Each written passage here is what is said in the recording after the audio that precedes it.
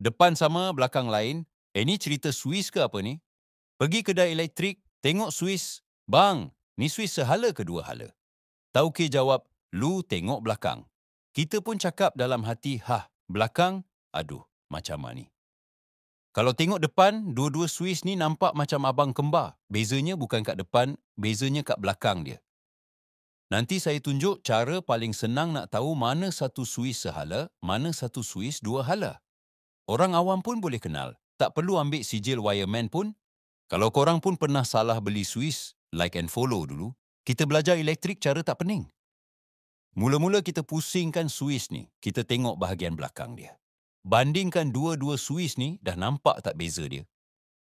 Nampak tak beza dia? Jom zoom in. Sekarang ni kita fokus Swiss sehala dulu. Swiss sehala ni, dia ada dua terminal je. Satu untuk input bekalan masuk, kita panggil common. Satu lagi ke keluaran beban atau lampu. Simple kan? Tengok belakang je dah. Tahu tu Swiss sehala, tak payah nak tanya tauke dah.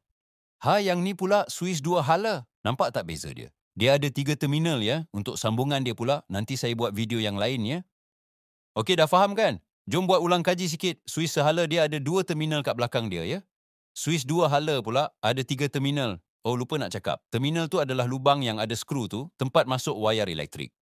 Kalau rasa video ni mudah faham dan tak peningkan kepala korang, tolong like dan subscribe ya.